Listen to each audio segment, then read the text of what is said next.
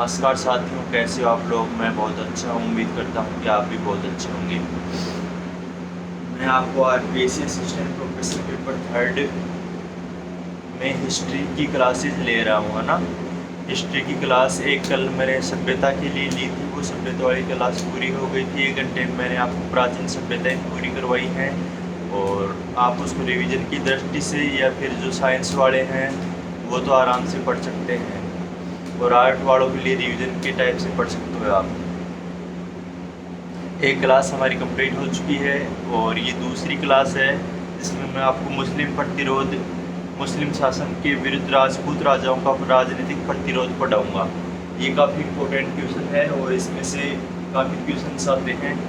पहला प्राचीन सभ्यताएं थी। प्राचीन सभ्यताएं में आपको सबसे पहले ये ध्यान रखना है कि कौन सी सभ्यता कहाँ की है। ये तो सबसे ज़्यादा आपको ध्यान रखना है, ठीक है। उसके बाद में आपको ये ध्यान रखना है कि उस सभ्यता का उत्खनन करता कौन था। ये दूसरा क्वेश्चन हो जाएगा। और जो मैंने कुछ इम्पोर्टेंट सभ्यताएं बताई थी उनका आप जो है वो स्टेटमेंट बेस्ड क्वेश्चन आएंगे, वो आपको याद रखना है, ठीक है साथियों। और अपने जो सिलेबस में है मंडपिया मंडपिया और 3 सभ्यताएं, अपने माइक्रोलिथिक एज की जो 3 सभ्यताएं हैं वो आपको ध्यान रखनी है। मैं आपको बता देता हूँ कौन कौन सी हैं। मंडपिया है और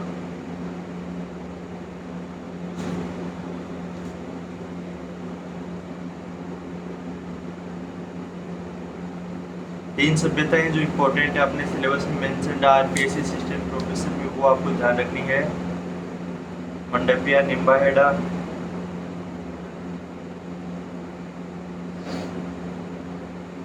तो आपको ये तीनों सभ्यताएं याद रखनी है। इन तीनों सभ्यताओं में से एक क्वेश्चन जरूर आएगा और बाकी जो क्वेश्चन आएंगे वो स्टेटमेंट बेस्ड आएंगे। जो गणेश्वर की सभ्यता है या फिर आहड़ की सभ्यता है उनमें से स्टेटमेंट बेस्ड क्वेश्चन आएंगे और जो छोटी छोटी सभ्यताएं हैं उनमें से आपके लिए क्वेश्चन आएंगे। कैसे क्वेश्चन आएंगे? उनमें लिए आपको लोकेशन बेस्ड क्वेश्चन आएंगे कि कौन सी सभ्यता कहाँ पे है, ठीक है। और ये पूछेंगे कौन सी सभ्यता का उत्खनन करता कौन है।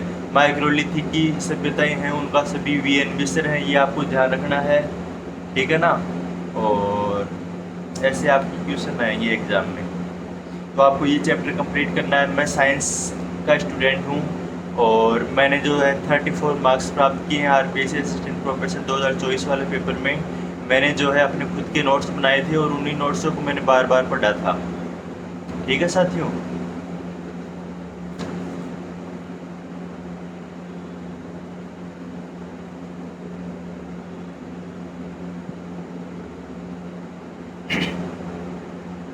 हिस्टोरिकल अप्रोच हम देख रहे हैं। मुस्लिम शासन के विरुद्ध राजपूत राजाओं का राजनीतिक प्रतिरोध। इसमें कौन कौन से राजा हैं? रतन सिंह है, हमीर देव है, कानड़ देव है, मालदेव है, चंद्रसेन है, प्रताप है।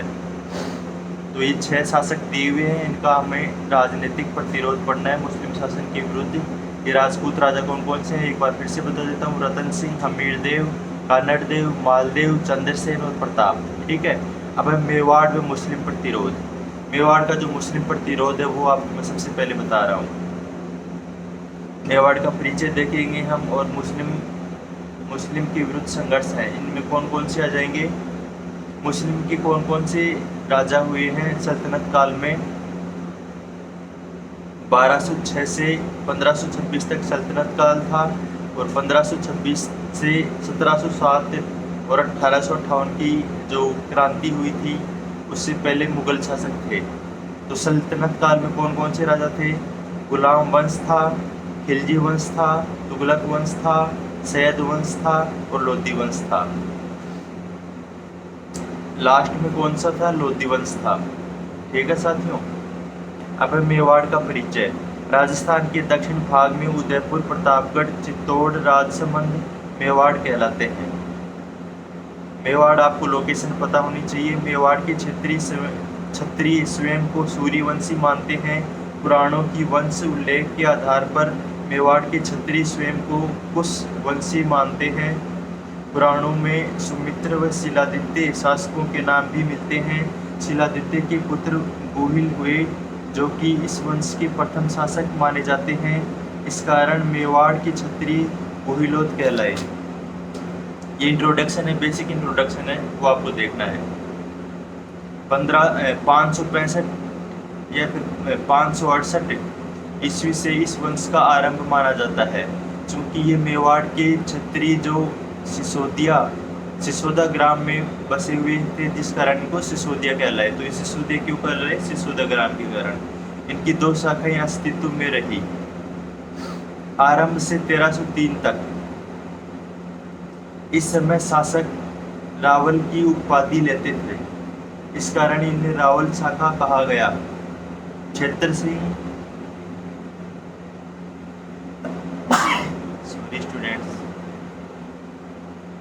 क्षेत्र सिंह रावल शाखा का पहला शासक था और रतन सिंह रावल शाखा का अंतिम शासक था।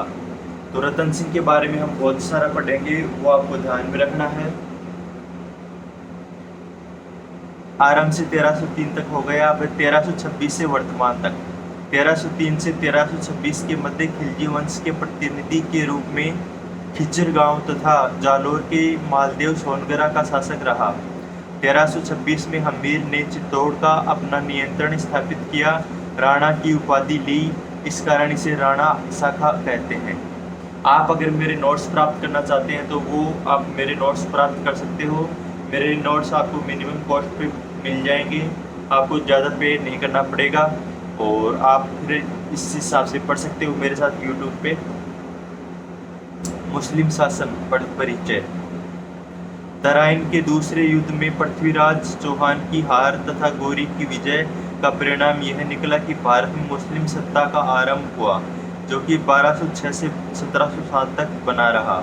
इस अवधि में 2 काल रहे।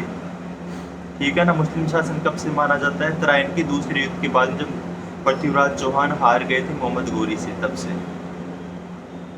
इस अवधि के 2 काल रहे हैं। सल्तनत काल 1206 से 1526 तक रहा। और इसमें सल्तनत काल में कौन कौन से थे? गुलाब वंश, खिलजी वंश, गुलाम वंश, खिलजी वंश, तुगलक वंश, सैयद वंश और लोधी वंश। लोधी वंश लास्ट में है, ऐसे आप याद रख सकते हो। L for Lodhi, L for last. और गुलाम वंश और खिलजी वंश को आप जी के याद रख सकते हो। जी फॉर गुलाम वंश और के फॉर खिलजी वंश। फिर है तुगलक वंश और फिर है सैयद वंश। ठीक है ना। सेकंड लास्ट कौन सा है? सैयद वंश। मुगल काल। मुगल काल कब से कब तक माना जाता है? 1526 से 1707 तक। बाबर, हुमायूं, अकबर, जहांगीर, शाहजहां, औरंगजेब। बादशाह इसकी ट्रिक है BSAJSO। आप जो है नोट्स भी बना सकते हो, जो मैं बोल रहा हूँ उससे। आपको मैं पेपर 3 में 35+ मार्क्स दिलवाऊंगा। मुगल काल में बादशाह याद रखना है। B for Babar, H for Humayun और A for Akbar, J for Jahangir, S for Shahjahan और O फॉर औरंगजेब। ठीक है साथियों। अब मेवाड़ के शासक व दिल्ली सल्तनत। जैतर सिंह था 1213 से 1253 तक। समकालीन कौन था इस जैतर सिंह के? इल्तुतमिश था, रजिया सुल्तान थी, नसीरुद्दीन मोहम्मद था। ये 3 थे। इल्तुतमिश व नसीरुद्दीन मोहम्मद के साथ जैतर सिंह का संघर्ष हुआ था। जैतर सिंह का संघर्ष किससे हुआ था? इल्तुतमिश व नसीरुद्दीन मोहम्मद के साथ में। इल्तुतमिश के साथ संघर्ष। भूताला घाटी का युद्ध। इल्तुतमिश के साथ कौन सा संघर्ष हुआ था? भूताला घाटी का युद्ध। ये आपको ध्यान रखना था, भूताला का युद्ध ध्यान रखना है साथियों। भूताला का युद्ध किस किस के बीच में हुआ? तो इल्तुतमिश और जैतर सिंह के बीच में ये युद्ध हुआ था। 1227 में हुआ था। कब हुआ था? 1227 में, जैतर सिंह और इल्तुतमिश के बीच में। भूताला घाटी का युद्ध। जैतर सिंह के समय मेवाड़ की राजधानी नागदा, उदयपुर में है ये, नागदा थी, जहाँ पर 991 मंदिर थे। नागदा सांस्कृतिक नगर था। 1222 से 1229 के मध्य इल्तुतमिश ने नागदा पर कई आक्रमण किए। नागदा के मंदिर ध्वस्त करवा दिए। 1227 में नागदा के निकट भूताला घाटी में हुए भीषण युद्ध में जैतर सिंह ने इल्तुतमिश को पराजित किया। जय सिंह सूरी कृत हमीर मदमर्दन ग्रंथ से एक अभियान की जानकारी मिलती है। इसमें लिखा है कि वीर ध्वल की सहायता से जैतर सिंह ने इल्तुतमिश को पराजित किया। ये अच्छा कंसेप्ट है। जैतर सिंह ने जो है वो इल्तुतमिश को पराजित किया था, इसकी सहायता से, वीर ध्वल की सहायता से।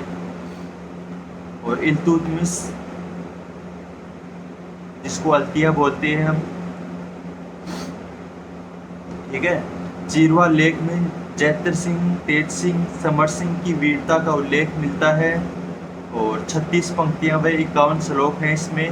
1221 में नागौर के निकट युद्ध हुआ था जिसमें मेवाड़ी सेना ने इल्तुतमिश को पराजित किया था। नसीरुद्दीन मोहम्मद के साथ संघर्ष। नसीरुद्दीन मोहम्मद से संघर्ष। जैतर सिंह ने शासन के बागी व्यक्ति जलालुद्दीन को शरण दी थी। ये इसका कारण बता रहे हैं। नसीरुद्दीन मोहम्मद के साथ जैतर सिंह का जो डिस्प्यूट हुआ था वो क्यों हुआ था। जैतर सिंह ने शासन के बागी व्यक्ति जलालुद्दीन को शरण दी थी, जिस कारण बलबन के नेतृत्व में सल्तनत की सेना का अभियान किया गया।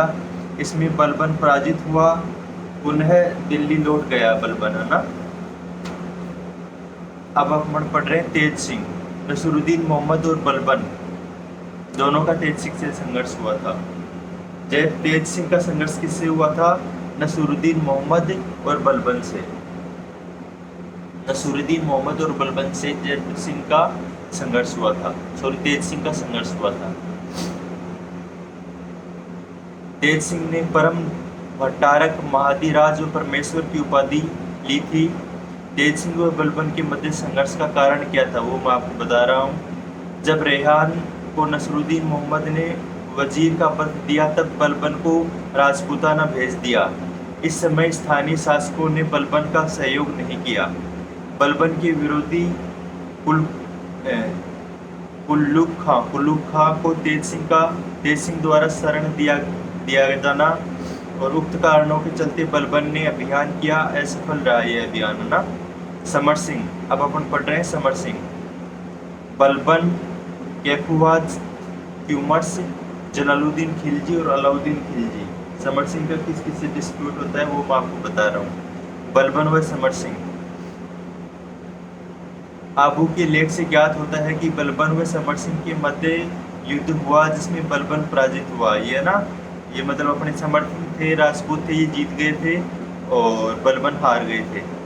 1283 से 85 के मध्य यह युद्ध हुआ माना जाता है। अलाउद्दीन खिलजी व समर सिंह। रत्न प्रभुसूरी का तीर्थकल्प युद्ध जानकारी देता है।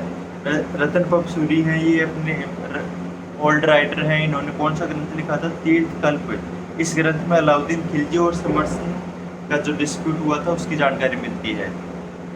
जब अलाउद्दीन व उसका सेनापति कुल्लूक खां दक्षिण अभियान पर गए थे तो समर सिंह ने मेवाड़ से गुजरने का रास्ता नहीं दिया, ठीक है ना। और इस कारण खिलजी व मेवाड़ के मध्य संबंध खराब हो गए, ठीक है साथियों। प्रथम बार 1299 में यह अभियान किया गया परंतु सफल नहीं हुआ। गुजरात शासक करण सिंह के मंत्री माधव द्वारा अलाउद्दीन को मेवाड़ आक्रमण आमंत्रित किया गया था। अब मैं जो आपको पढ़ा रहा हूँ वो बहुत ज़्यादा इम्पोर्टेंट है। इसकी जो है आपको लाइन बाय लाइन याद रखना है ना। जो बोलूँगा पूरा अच्छे से ध्यान रखना है क्योंकि मैं रतन सिंह का राजनीतिक प्रतिरोध बता रहा हूँ मुस्लिम शासन के विरुद्ध। ये बहुत इंपॉर्टेंट है, अपने सिलेबस में मेंशन किया हुआ है तो ये आपको बहुत अच्छे से आना चाहिए। रतन सिंह एकमात्र समकालीन शासक अलाउद्दीन खिलजी था इसके, है ना, रतन सिंह के। इसके मध्य संघर्ष के निम्न कारण रहे। ये कारण आपको ध्यान में रखने हैं। मेवाड़ की सामरिक व व्यापारिक अवस्थिति। मेवाड़ गुजरात व दक्षिण भारत जाने के मार्ग पर था। साम्राज्य विस्तार भी इसका रीजन था। रानी पद्मिनी को प्राप्त करने की आकांक्षा, ये भी इसका रीजन था। 1540 में मलिक मोहम्मद जायसी के पद्मावत ग्रंथ पर आधारित है ये, है ना। समकालीन स्रोत तारीख अलाई ये इस टाइम में जो महत्वपूर्ण ग्रंथ लिखा गया था अमीर खुसरो ने उल्लेख नहीं सुलेमान का था। तारीखी अलाई किसका है? अमीर खुसरो का है, ये आपको ध्यान रखना है। 28 या 29 जनवरी 1303 को अभी कब युद्ध हुआ था? 1303 में हुआ था, अलाउद्दीन खिलजी और रतन सिंह के मध्य। 28 या 29 जनवरी 1930 को अलाउद्दीन ने चित्तौड़ किले का घेरा डाल दिया। 8 माह तक घेरा डाल रखा था। पद्मावत 8 वर्ष तक, पद्मावत में जो उल्लेख मिलता है वो 8 वर्ष का मिलता है। यह घेरा गंभीरी व बेड़च नदियों के मध्य अवस्थित है। इस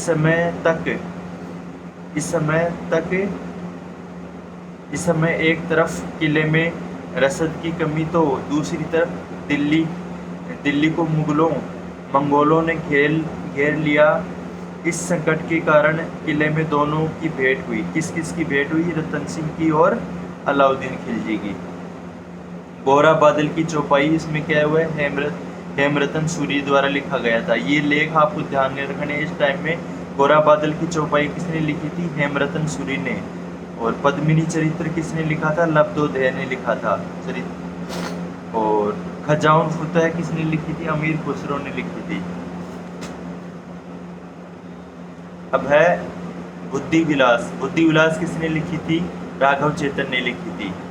नामीनंद प्रबंध किसने लिखा था? जैन ग्रंथ है, जैनियों ने लिखा था ना जैन ग्रंथ नामीनंद प्रबंध। इस प्रकार किले में दोनों की वार्ता होती है। वार्ता उपरांत अलाउद्दीन द्वारा छल से रतन सिंह को कैद कर लिया गया।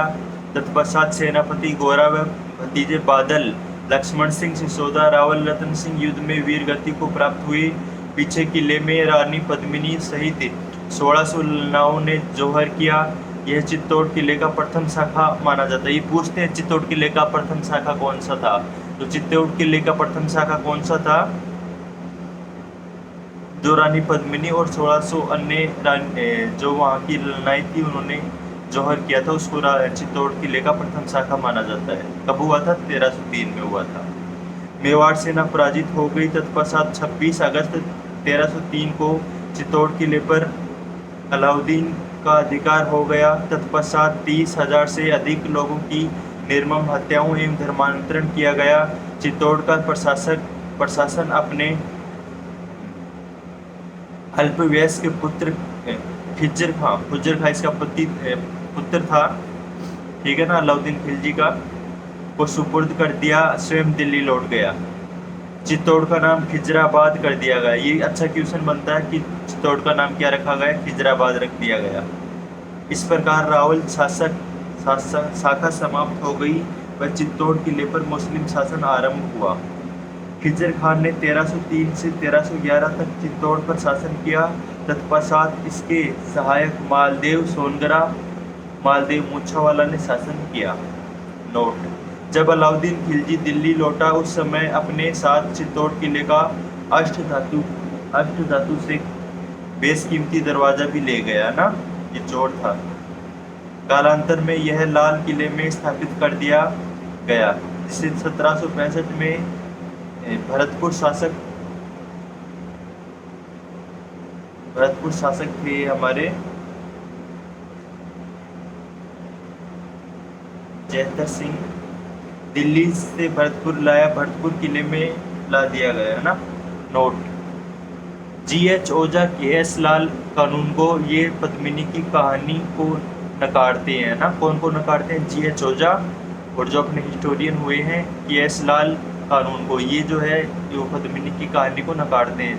जबकि दशरथ शर्मा, गोपीनाथ शर्मा इसे ऐतिहासिक मानते हैं। दशरथ शर्मा और गोपीनाथ शर्मा, ये दोनों शर्मा है तो ये ऐतिहासिक मानते हैं। ठीक है। अब है राणा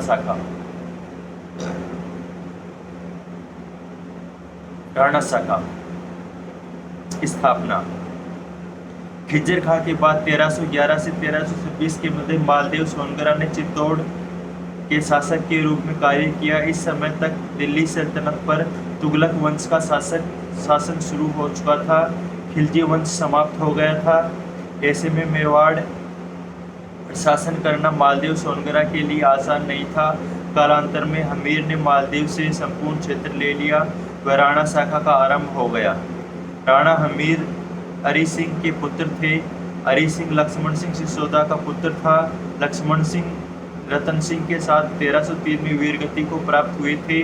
क्योंकि सिसोदा के रहने वाले थे, इस कारण सिसोदिया भी कहलाते हैं ये, ठीक है ना। राणा हमीर व सल्तनत। अब अपन हमीर का और सल्तनत का प्रतिरोध देख लेते हैं। राणा हमीर ने मेवाड़ की राणा शाखा का आरंभ किया था, ये ध्यान रखना आप। मालदेव सोनगरा ने मेवाड़ पर से अपना स्वामित्व त्याग दिया था।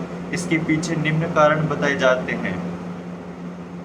राणा हमीर ने मालदेव व उसके पुत्र जैसा से चित्तौड़ क्षेत्र छीन लिया था। तत्पश्चात मालदेव ने दिल्ली सल्तनत से सहायता मांगी।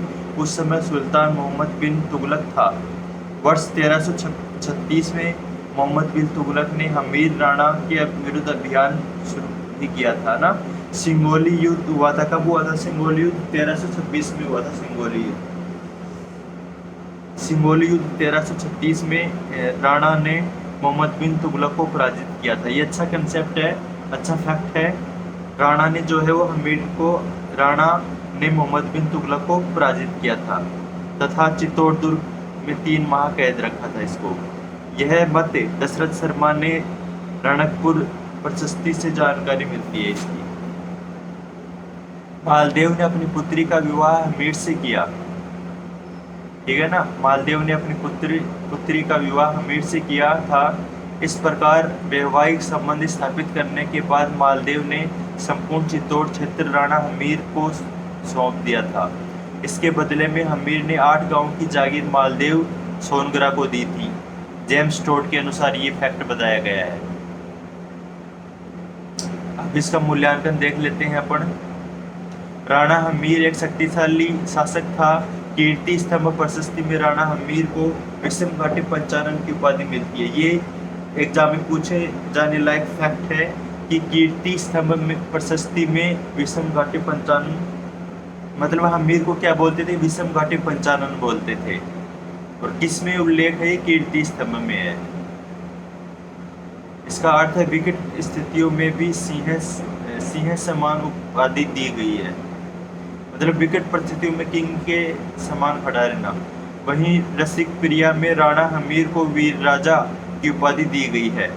हमीर व महाराणा सांगा के मध्य का काल 1336 के बाद से लेकर इब्राहिम लोदी तक के मध्य के सल्तनत के सुल्तानों व मेवाड़ महाराणाओं के मध्य कोई संबंध नहीं था।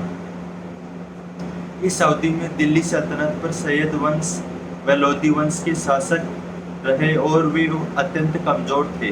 राणा हमीर के बाद निम्न महाराणाओं का शासन रहा। क्षेत्र सिंह का कब से कब रहा? 1364 से 1382 तक। राणा लाखा का कब से कब रहा?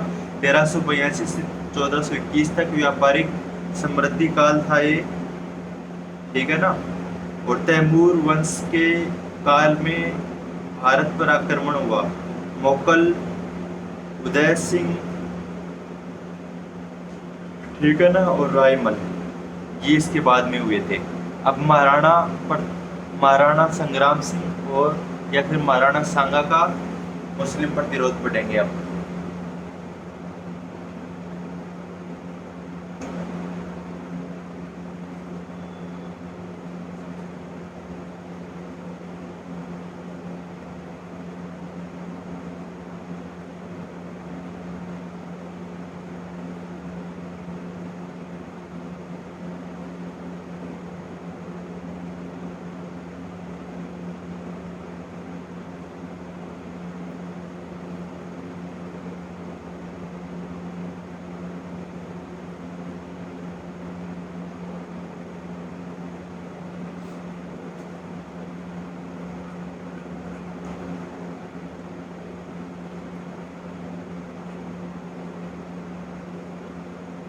ये मेरी पानी की बोतल है, इस पे जय लिखा हुआ है।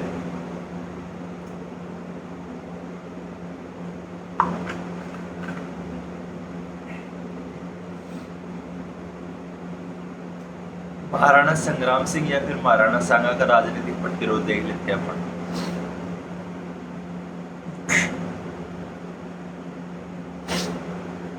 जीवन परिचय देखेंगे हम। दिल्ली सल्तनत से संघर्ष। इस समय दिल्ली सल्तनत पे कौन कौन राज कर रहे थे? सिकंदर लोदी, इब्राहिम लोदी।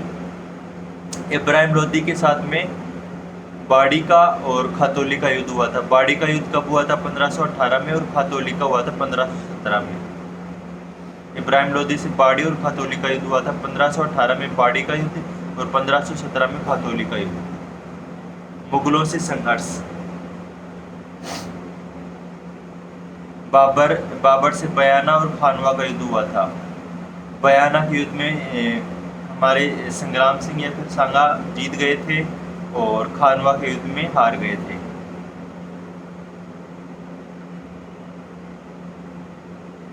जीवन परिचय देख लेते हैं हम महाराणा सांगा का। 12 अप्रैल 1482 को महाराणा रायमल व ऋषि रतन कंवर की संतान के रूप में महाराणा सांगा का जन्म हुआ था। यह आपको ध्यान नहीं रखना है वैसे, है ना, थोड़ा बहुत देख लेना, फैक्ट है। 1509 में राणा रायमल की मृत्यु के बाद रायमल के तीनों पुत्रों के मध्य उत्तराधिकारी संघर्ष हुआ। पृथ्वीराज, जयमल और संग्राम सिंह के बीच में सिंहासन को लेकर हुआ था ना। इस संघर्ष में जयमल व पृथ्वीराज मारे जाते हैं। इस संपूर्ण घटनाक्रम में अजमेर के करमचंद पंवार व झाला अज्जा ने संग्राम सिंह का साथ दिया। 24 मई 1509 को चित्तौड़गढ़ दुर्ग में संग्राम सिंह को राज्याभिषेक हुआ था ना। चुनौतियां क्या क्या थी इसके सामने? दिल्ली सल्तनत थी और गुजरात में मालवा था। ये चित्तौड़ जो था वो दिल्ली, गुजरात और मालवा के बीच में पड़ता था, तो इसकी लोकेशन जो है वो काफी इम्पोर्टेंट है। दिल्ली सल्तनत से संघर्ष। सिकंदर लोदी, इब्राहिम लोदी, महाराणा सांगा व इब्राहिम लोदी के मध्य 2 युद्ध हुए। खातौली का युद्ध मैंने बताया था आपको 1517 में, और बाड़ी का युद्ध हुआ था 1518 में। पहले खाता खोलेंगे, है ना, तो खातौली का युद्ध 1517 में। वर्तमान कोटा में, पहले बूंदी में था। 1517 में युद्ध हुआ है। इस युद्ध में इब्राहिम लोदी पराजित हुआ और आगरा निकल गया। बाड़ी का युद्ध धौलपुर में, बाड़ी है ना, 1518 में। लोदी ने सेनापति मियां हुसैन व मियां माखन पराजित हुए। लोदी के सेनापति थे मियां हुसैन और मियां माखन पराजित हुए। वर्ष 1526 में पानीपत के प्रथम युद्ध में बाबर ने इब्राहिम लोदी को पराजित किया तथा युद्ध मैदान में इब्राहिम लोदी की हत्या कर दी गई। इसके साथ दिल्ली सल्तनत समाप्त हो गई। उसके स्थान पर बाबर के नेतृत्व में मुगल शासन आरंभ हुआ था। इसके बाद बाबर व मेवाड़ महाराणा संग्राम सिंह के मध्य संघर्ष आरंभ हो गया। महाराणा सांगा व बाबर देख रहे हैं अपन। संघर्ष के कारण बाबरनामा के अनुसार महाराणा सांगा ने उसके साथ वादा खिलाफी की थी। जब बाबर व लोदी के मध्य युद्ध होगा तब सांगा आगरा पर आक्रमण करेगा।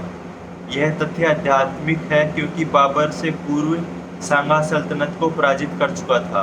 ठीक है ना। महाराणा सांगा और बाबर का जो डिस्प्यूट था उसके बारे में हम देख रहे हैं।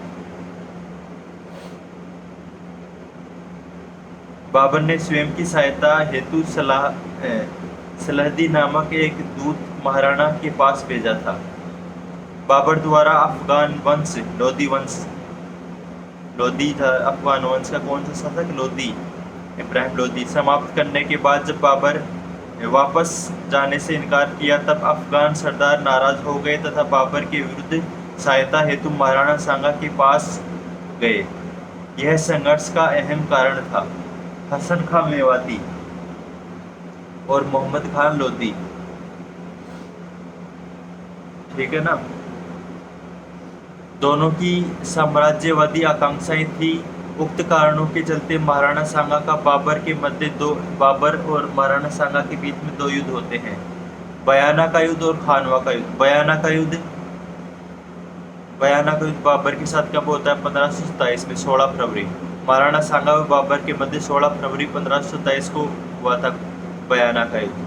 बयाना दुर्ग भरतपुर में है ना। बयाना दुर्ग के किलेदार मेहंदी ख्वाजा व सुल्तान मोहम्मद थे। चंद्रभान व मणिक चंद्र की सहायता से मेवाड़ सेना ने इन्हें पराजित किया। भरतपुर के खंडारा का दुर्ग मुगलों के छीन लिया ना। मेहंदी ख्वाजा ने सारी सूचनाएं बाबर को दी और शाह मंसूर ने राजपूतों के वीरत्व की प्रशंसा की। मोहम्मद शरीफ ने आगामी युद्ध में बाबर की हार की भविष्यवाणी की थी। खानवा का युद्ध भरतपुर में है खानवा। इसमें जो है बाबर अपने अपने महाराणा सांगा हार जाते हैं। यह दोनों के लिए निर्णायक युद्ध हुआ और इसलिए दोनों ने युद्ध के पूर्व अपनी तैयारियां की। बाबर की तैयारियां। मनोबल कमजोर हो चुकी सेना को उत्साह भरने हेतु बाबर ने इस युद्ध को धर्म युद्ध घोषित किया। जिहाद जिसको हम बोलते हैं, अर्थात हारेगा तो भी धर्म, जीतेगा तो भी धर्म, है ना। धर्म पे ये सौंप देते हैं कि अगर हारेगा तो भी धर्म हारेगा और जीतेगा तो भी धर्म जीतेगा। ये जिहाद होता है। जैसे शराब के प्याले तोड़ दिए गए, तमगा नामक धार्मिक ग्रंथ का समाप्त कर दिया गया, चांदी के सिक्के भी चलाए गए और युद्धोपरांत गाजी की उपाधि दी गई। तुगलकनामा पद्धति एवं उस्मानी पद्धति अपनाई गई। तुगलकनामा पद्धति एवं उस्मानी पद्धति अपनाई गई। सैन्य सजावट होती है तुगलकनामा पद्धति में क्या होती है, सैनिकों को कैसे कैसे उनको रखा गया, किस पोजीशन में किसको रखा गया, वो है इसमें। उस्मानी पद्धति तोप सजावट। महाराणा सांगा की तरफ से चुनौतियां, तैयारियां। महाराणा सांगा की तरफ से तैयारियां, ठीक है ना। महाराणा सांगा ने क्या क्या तैयारी की थी।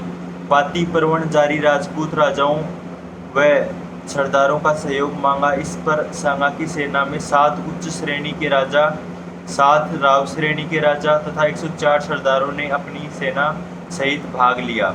इस प्रकार महाराणा सांगा ने विशाल सेना तैयार की। रसब्रुक विलियम बाबर व सांगा का सैन्य अनुपात कितना बताता है, 1:8 बताता है और श्रीवास्तव 1:2 बताते हैं। बाबर नामा में सांगा के साथ 2 लाख सैनिक थे। भाग करता मारवाड़ के शासक राव गंगा की तरफ से मालदेव था। मेवाड़ के शासक वीरमदेव मेड़तिया व रायमल राठौड़ थे, है ना। ईडर का शासक बारमल था। देवलिया का शासक बाग सिंह था। चंदेरी का शासक मेदिनी राय था।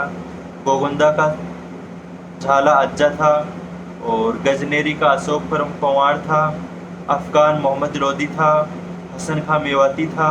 सलम्बर का रावल रतन सिंह था। आमेर का पृथ्वीराज था। डूंगरपुर का रावल उदय सिंह था।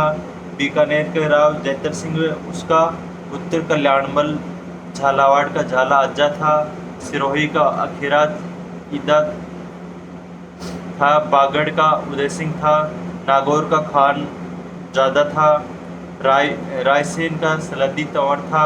विश्वासघाती बोलते हैं इसको। विश्वासघाती कौन था? नागौर का खान जादा और रायसेन का सलदी तंवर। 17 मार्च 1527 को खानवा युद्ध आरंभ हुआ। ये खानवा का युद्ध कब हुआ था आपको ध्यान रखना है। युद्ध आरंभ हुआ, विभिन्न कारणों से महाराणा सांगा पराजित हुए। तत्पश्चात पृथ्वीराज मालदेव व रतन सिंह की सहायता से घायल महाराणा सांगा को खानवा दौसा में लाया जाता है। पीछे युद्ध मैदान में महाराणा का राजपूत झाला अज्जा, राजमुकुट किसने पहन लिया? झाला अज्जा ने पहन लिया। हलवद के शासक राज सिंह का पुत्र था ये झाला अज्जा। धारण करता है मेवाती मुख्य सेनापति के रूप में कार्य करता है हसन खां मेवाती। इस युद्ध में हार के निम्न कारण माने जाते हैं। रायसेन के सलदी तंवर व नागौर के खानजादा ने विश्वासघात किया। सैन्य अव्यवस्था को भी इसका रीजन बताया जाता है। मुगलों की नवीन युद्ध नीतियाँ, बंदूकची, तोपखाना, हीरे कमान, तुगलक पद्धति का संचालन, मतलब ये मुस्लिम की जो वार करने की जो फैसिलिटीज़ थी वो मॉडर्न थी। मुस्लिम अज्जा व कासिम का तुगलकनामा का सफल संचालन तथा तोपची मुस्तफ़ा का साहसिक प्रदर्शन। अभी हार के बाद में क्या हुआ ना, what happened after the lose of Maharana Sanga, हार के बाद क्या हुआ था। बसवा से कालपी आए। यहाँ पर जब युद्ध की योजना बनाई जाने लगी तो सैनिकों ने जहर दे दिया, किसको, महाराणा सांगा को, जिसमें 30 जनवरी 1528 को मृत्यु हो गई। 46 वर्ष की आयु थी इनकी, महाराणा सांगा की। अंतिम संस्कार मांडलगढ़ भीलवाड़ा में हुआ और यही एक छतरी बनी हुई है इनकी। महाराणा सांगा व महाराणा प्रताप के मध्य का काल, इसमें क्या क्या था। बसवा से कालपी आए। यहाँ पर जब पुनः युद्ध की योजना बनाई जाने लगी तो सैनिकों ने सांगा की मृत्यु के उपरांत उसके पुत्र रतन सिंह को महाराणा बनाया। महाराणा सांगा के ज्येष्ठ पुत्र भोजराज व मीरा के पति थे, है ना, जो खानवा में वीरगति को प्राप्त हुए थे। रणथंभौर की जागीर सांगा की विधवा रानी कर्मवती के पास थी। जब यहाँ पर गुजरात शासन का आक्रमण हुआ तब कर्मवती ने राखी भेजना हुमायूं को से सहायता मांगी थी। जब सहायता नहीं मिली तब रानी कर्मवती ने 1300 ललनाओं के साथ जौहर किया। यह चित्तौड़ का दूसरा शाखा माना जाता है। तो चित्तौड़ का पहला शाखा 1303 में हुआ, चित्तौड़ का दूसरा शाखा कब हुआ,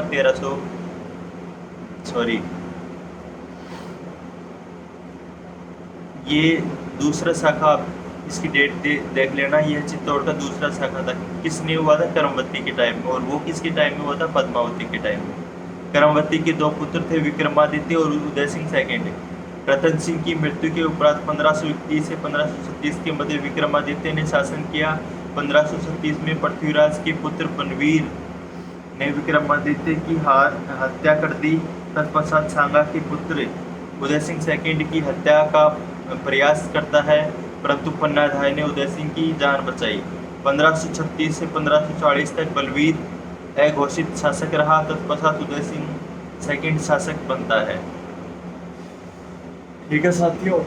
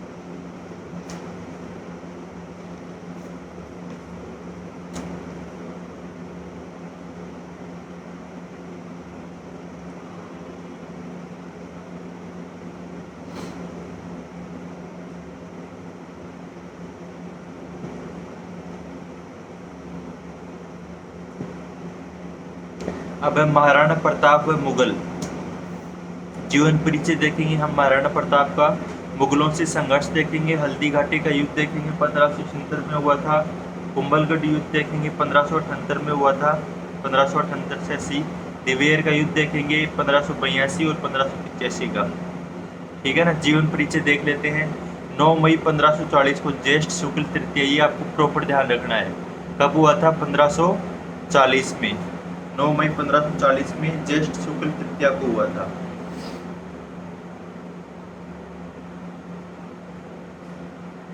कुंभलगढ़ दुर्ग के बादल महल में जन्म हुआ था इनका। कुछ स्रोत पाली लिखते हैं इसको। इनकी माताजी पाली के अखेरा सोनगरा की पुत्री जयंताबाई तथा पिता महाराणा उदय सिंह थे। आथल किसको कहते थे, महाराणा प्रताप को।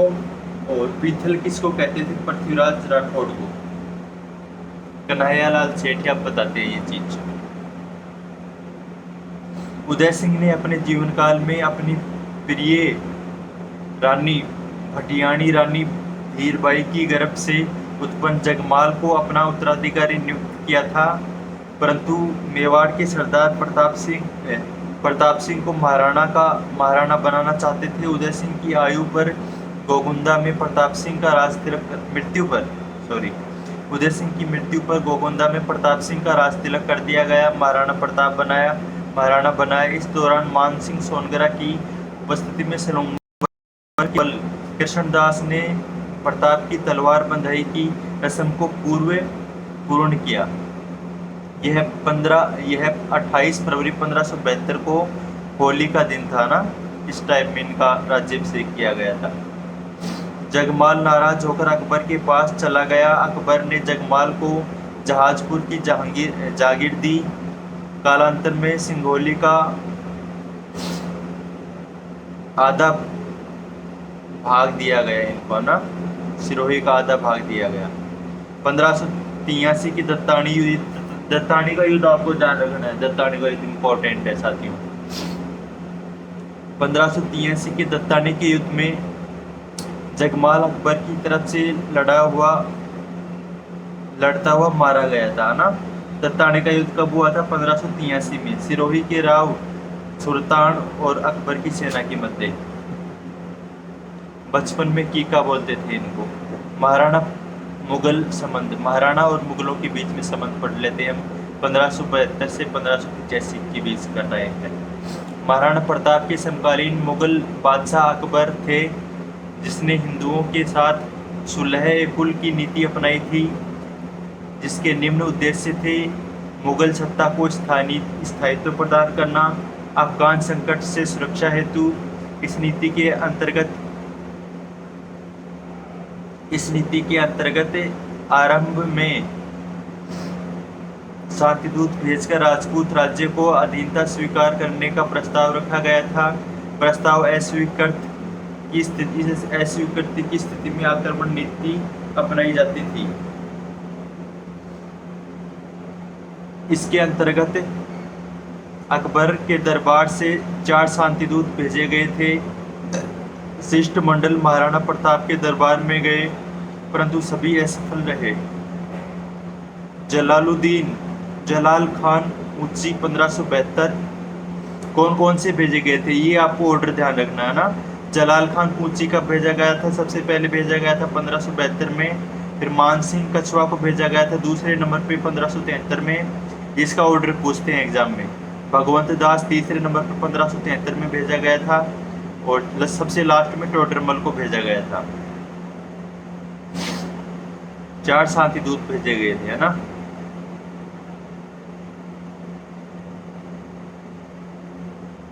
अभी मान सिंह कछवा किस टाइम गए थे? डूंगरपुर के आसरण को पराजित करके वापसी में मेवाड़ आए थे, ये ना मान सिंह कछवा। अमर सिंह व मान सिंह की भेंट उदय सिंह झील के किनारे हुई थी। चारों ही असफल रहे। चारों शांतिदूत भेजे थे, चारों ही असफल हो गए। चारों ही असफल रहे, जिस कारण आगे 3 बड़े युद्ध होंगे। इन अभियानों की असफलता पर अब्दुल रहीम खान खाना ने कहा था कि तुर्क नष्ट हो जाएगा, परंतु महाराणा प्रताप के वचन व स्वाभिमान शाश्वत रहेगा। किसने कहा था? अब्दुल रहीम खान खाना ने। आक्रमण नीति। हल्दी घाटी का युद्ध। शिष्टमंडलों की असफलता के बाद अकबर ने युद्ध तैयारियां आरंभ की। अजमेर को केंद्र बनाया, यहाँ पर शास्त्रागार मैगजीन दुर्ग स्थापित किया। मानसिंह को पूरे अभियान का जिम्मा सौंपा गया। इसके साथ जगन्नाथ कछवा मानसिंह को पूरे अभियान का जिम्मा सौंपा गया। हल्दी घाटी का युद्ध पढ़ रहे हैं दोस्तों। जगन्नाथ कछवा हरावल दस्ते अकबर की साइड में था। अभी कौन से थे? जगन्नाथ कछवा था, आसिफ खान था, मुजाहिद खान था, बख्शी खान था, लूणकरण था, खफी खां था, बहलोल खां था। चंद्रावल पीछे होता है, बीच में होता है, और सम्राट उसके आगे होता है, और हरावल आगे होता है। हरावल आगे होता है और चंद्रावल पीछे होता है, ये आपको ध्यान रखना है। इस सेना के साथ मानसिंह आमेर के मांडलगढ़ होते हुए मोलेला गांव में अपना पड़ाव डालते हैं। तत्पश्चात खमनोर व हल्दी घाटी तक मुगल सेना पहुंच जाती है। उधर महाराणा प्रताप ने भी भीलों के साथ एक मजबूत सेना बनाई तथा आसपास के पड़ोसी राजपूत शासकों की। अकबर के जो सैनिक थे वो मैंने आपको बता दिए हैं। अब मैं आपको महाराणा प्रताप के सैनिक बताऊंगा। उधर महाराणा प्रताप ने भी भीलों के साथ एक मजबूत सेना बनाई तथा आसपास के पड़ोसी राजपूत शासकों, जमींदारों, ठाकुरों से सहायता की अपील की। निम्न शासकों ने सहायता की: हाकिम खां सूर प्रधान था, सलुम्बर रावत कृष्णदास सरदार का डूंगिया भीम सिंह था, देवगढ़ का रावत सांगा था, ग्वालियर के राम सिंह तंवर व इनके तीनों पुत्र थे, सालीवाहन भवानी सिंह और प्रताप सिंह। झाला मान सिंह था, झाला बीदा जिसको हम बोलते हैं, और पुरातन के भीम नेता पुंजा था, और पुरोहित गोपीनाथ थे। ये चंद्रावल में थे, है ना। पुंजा, गोपीनाथ, चारण केशव, उच्चारण जैसा, जगन्नाथ, रतनचंद्र मेहता, ये जो है वो चंद्रावल में थे। चंद्रावल पीछे होती है और हरावल आगे होती है। इस सेना के साथ महाराणा गोविंदा से लोहार सिंह गांव होते हुए भागल में अपना पड़ाव डालते हैं, बनास नदी के किनारे, है ना। 18 या 21 जून 1576 को हल्दी घाटी में दोनों सेनाओं के मध्य युद्ध हुआ, जिसका प्रमुख घटनाक्रम निम्न रहा। युद्ध में बहलोल खां ने सबसे वरिष्ठ सेनापति ग्वालियर के राम सिंह तंवर व उसके 3 पुत्रों का वध किया। उसी समय महाराणा ने बहलोल व उसके घोड़े के 2 टुकड़े कर दिए। मान सिंह ने हाथी मर्दाना की कुंड की तलवार से प्रताप के घोड़े को चोट लगी व घायल, इस कारण महाराणा युद्ध मैदान से बाहर आए। बलिया गांव के निकट चेतक की मृत्यु हो गई। शक्ति सिंह ने महाराणा का पीछा किया परंतु पकड़े नहीं गए। प्रताप का राजमुकुट झाला मानसिंह बीदा ने धारण किया और युद्ध में वीरगति को प्राप्त हुए। दोपहर तक जब मुगल सेना के हौसले टूटने लगे, तब मेहतर खान ने अफवाह फैलाई कि अकबर स्वयं आ गए हैं, हमसे मुगल पुनः लड़े। व महाराणा की सेना पहाड़ों में जाकर गुरिल्ला युद्ध आरंभ किया। इस प्रकार एक अनिर्णित युद्ध समाप्त हुआ। निष्कर्ष क्या निकला हल्दी घाटी के युद्ध का? अब्दुल कादिर बदायूनी तथा अबुल फजल युद्ध के प्रत्यक्षदर्शी थे। इनकी पुस्तक मुंतखाब उल तारीख में इसे गोगुंदा का युद्ध कहा जाता है। आईन अकबरी में अबुल फजल इसे खमनोर का युद्ध बताता है। अकबर व महाराणा की सेना का अनुपात 5:3 था। टोड ने इसको मेवाड़ की थर्मोपल्ली कहा। ये मेवाड़ की थर्मोपल्ली किसने कहा पूछते हैं? कर्नल जेम्स टोड ने कहा था। टोड ने इसे हल्दी घाटी नाम दिया। वीर विनोद में कवि श्यामलदास कहते हैं कि सेना 1:4 थी। इसे हाथियों का युद्ध कहा जाता है क्योंकि दोनों तरफ हाथियों की संख्या अधिक थी। प्रताप का राम प्रसाद और लूणा था हाथी। फिर राम प्रसाद प्रताप हार गए थे। बाद में मुगलों ने इसका नाम पीर प्रसाद रखा। और मुगलों की मर्दाना गजमुख गजराज हवाई थे। इसे बनास का युद्ध भी कहा जाता है। हल्दी घाटी के बाद क्या हुआ? 1576 में अकबर स्वयं मेवाड़ अभियान किया, उदयपुर को अपने नियंत्रण में किया। इसका नाम बदलकर मोहम्मदाबाद किया गया। इसका प्रशासन फखरुद्दीन व जगन्नाथ कछुआ को दिया। महाराणा प्रताप ने केलवाड़ा व कुंभलगढ़ के स्थान पर गोगुंदा को अपना केंद्र बनाया। मानसिंह के लौटते ही गोगुंदा पर महाराणा ने नियंत्रण कर लिया। कुंभलगढ़ युद्ध कब हुआ था? 1578 से 1580 तक। हल्दी घाटी की असफलता के बाद मुगल सेना ने कुंभलगढ़ किले पर 5 अभियान किए, जिसे संयुक्त रूप से कुंभलगढ़ युद्ध कहा जाता है। यह अभियान निम्न के नेतृत्व में हुआ। हल्दी घाटी के बाद कुंभलगढ़ का प्रशासन मुजाहिद बेग के पास था। मेवाड़ सेना ने बेग को खदेड़ दिया तथा तो इसके प्रत्युत्तर में मुगल सेना ने अपना पहला अभियान भगवंत दास गंगा, मानसिंह, कुतुबुद्दीन और अब्दुल्ला के नेतृत्व में 1577 में किया। दूसरा, तीसरा और चौथा अभियान देख रहे हैं।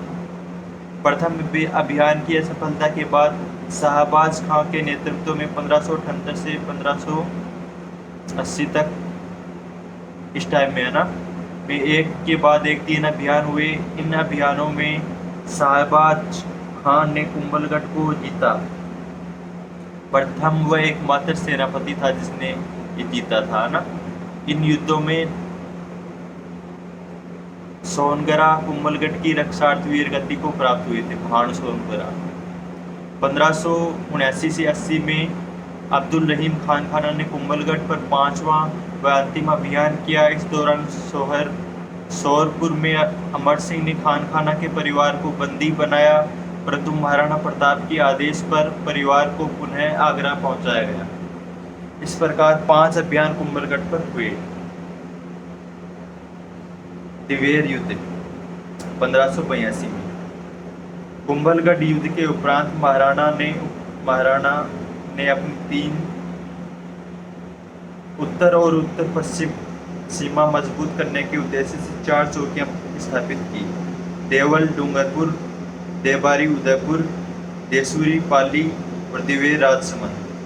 इसमें सबसे शक्तिशाली सेना दिवेर में स्थापित की थी। अक्टूबर 1582 में मेवाड़ नेतृत्व में अमर सिंह, भामाशाह और मुगलों का नेतृत्व सेना के मध्य दिवेर युद्ध हुआ था ना। काकन सुल्तान, भामाशाह चूलिया ग्राम में प्रताप से भेंट हुई। भामाशाह थे। चूलिया ग्राम में प्रताप से इनकी भेंट हुई। 25 लाख व 200 अशरफियां दी, जिस कारण भामाशाह को मेवाड़ का उद्धारक कहा जाता है। ये आपको ध्यान रखना है। इस युद्ध में काका सुल्तान का अमर सिंह द्वारा वध कर दिया गया। मुगल पराजित हुए। जेम्स टोड ने इसे मेवाड़ का मैराथन कहा।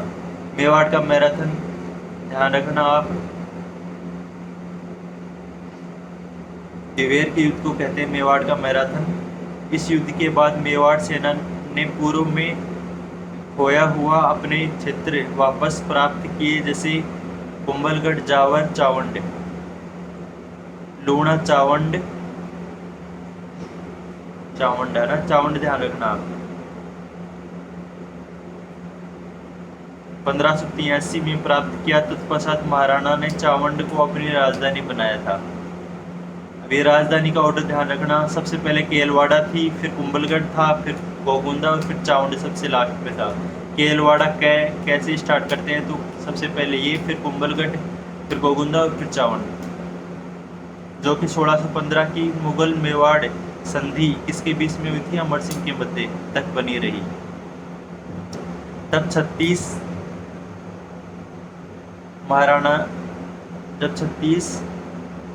ठिकाने महाराणा के नियंत्रण में आए। अंतिम मुगल अभियान 1584-85 में। वर्ष 1584-85 में मुगलों ने जब जगन्नाथ कछुआ के नेतृत्व में अंतिम मुगल अभियान मेवाड़ भेजा, परंतु यह अभियान भी असफल रहा। इस अभियान के बाद महाराणा की मृत्यु पर्यंत कोई अभियान नहीं भेजा गया। महाराणा प्रताप का देहांत 19 जनवरी 1597। ये डेट आपको ध्यान रखनी है। 27 वर्ष की 57 वर्ष की एज में वो धनुष प्रचंडा करते, धनुष प्रत्यक्ष मतलब धनुष में ये लगा रहे थे, वो लगाते ना तीर बाण वगैरह, धनुष प्रत्यंचा चढ़ाते हुए इनकी मृत्यु हो गई। दुर्घटना से महाराणा प्रताप का देहांत हो गया। चावंड के निकट बारदौली गांव में 8 खंभों की छतरी बनाई गई और अमर सिंह उत्तराधिकारी बने। महाराणा की मृत्यु के पश्चात दुर्साजी आटा ने लाहौर में अकबर को शरण दी थी, अकबर को दी थी लाहौर में अकबर। महाराणा के दरबार में चक्करपाणी मिश्र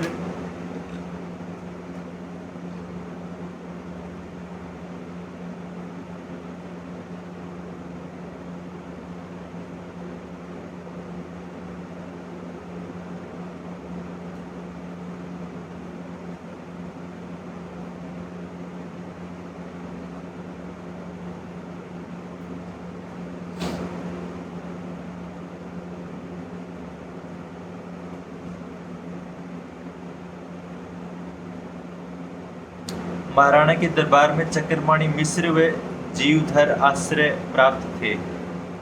शिल्प शास्त्री अमरसार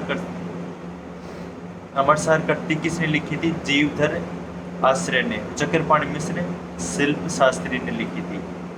विश्व वल्लभ मुहूर्तमाला, व्यवहार दर्श और राज्याभिषेक मुहूर्त ये भी लिखे गए थे इस टाइम में। महाराणा प्रताप के वीरत्व, आदर्शों, समरूपता, समरसत्ता पर कई साहित्यकारों ने अपने साहित्य में महाराणा या मेवाड़ को स्थान दिया है। आर.सी. मजूमदार राजपूत जीवन संध्या लिखी थी इन्होंने। आर.सी. मजूमदार ने कौन सी लिखी थी?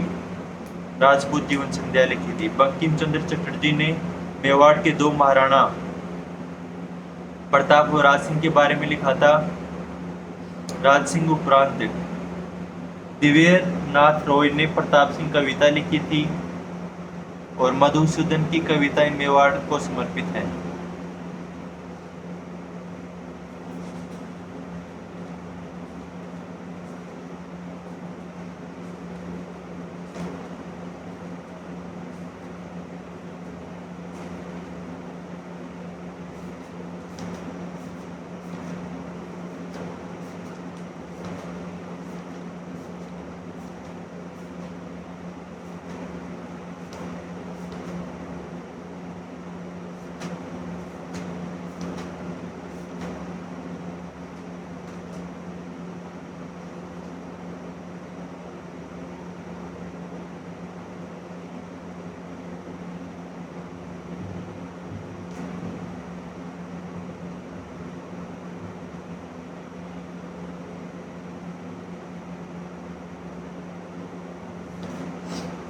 आज जो है साथियों अपन इतना ही पढ़ेंगे। लगभग आधा ये चैप्टर कंप्लीट हो चुका है। मुस्लिम के प्रति प्रतिरोध, राजपूत राजाओं का मुस्लिम प्रतिरोध में हमने आधा चैप्टर पढ़ लिया है। आधा चैप्टर हम नेक्स्ट क्लास में पढ़ेंगे और आप पढ़ते रहें, मस्त रहें, ठीक है। हमारी YouTube channel geography bye IA. Singh को आप सब्सक्राइब करें और इस सेशन को लाइक करें अगर आपने अभी तक लाइक नहीं किया है तो, और इस सेशन को अपने साथियों के साथ शेयर करें ताकि वो भी इसका फ़ायदा उठा सकें। Thank you everyone.